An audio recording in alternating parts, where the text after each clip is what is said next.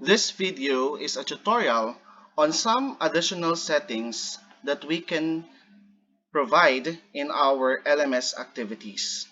In all LMS activities and resources, the settings include the restrict access and activity completion. These two settings are very useful for asynchronous learning activities, wherein these two could control the sequence of the activities that the students can open in our learning management system. For example, the instance that they need to open this activity first, or they need to complete this activity first, or they need to pass this quiz first before they can open the next activity. Those controls will be under the sections of restrict access and activity completion. Again, all activities and resources in our learning management system contain these settings: restrict access and activity completion. For example, I am setting up this activity. This is on check your understanding on learning theories. So this is a 25-item short quiz about the learning theories that the students studied. Now, I will be restricting the access for this quiz because I am requiring them to accomplish the previous activities first before they can start taking the quiz.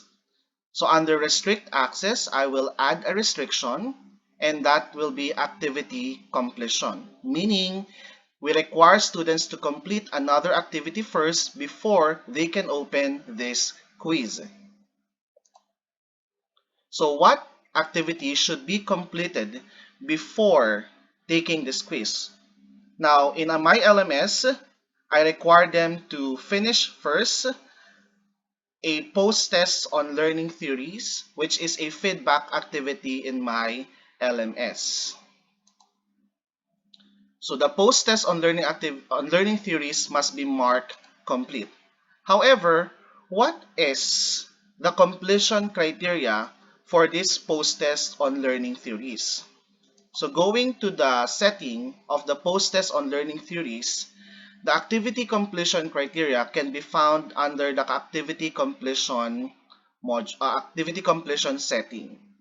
So what will be the criteria that will say a criterion that will say if the students have completed this post-test?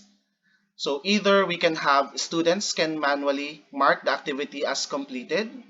So this is they will simply check even without putting an answer or submitting a response in the activity, or the activity will be shown as complete when some conditions are met. So when we click that, there are some conditions that the students need to meet for this activity to be considered as completed.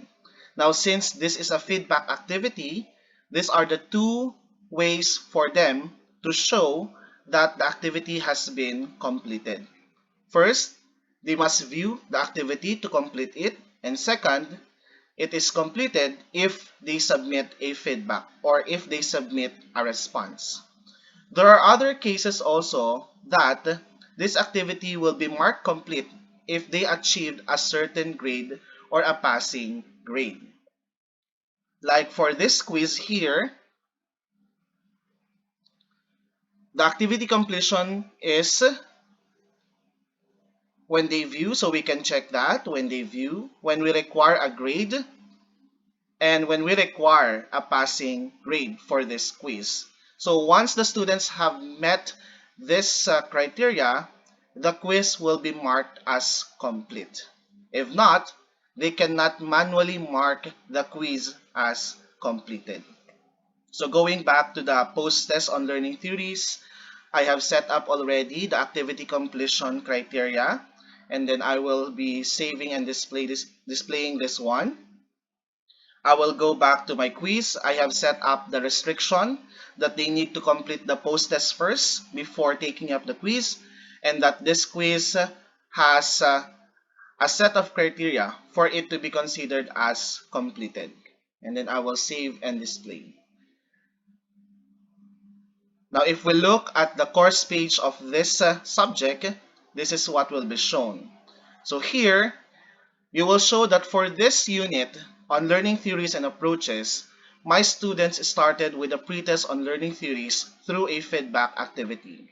And then, the second is I gave them the PowerPoint presentation. However, they cannot download or they cannot open this module if the pretest on learning theories was not completed.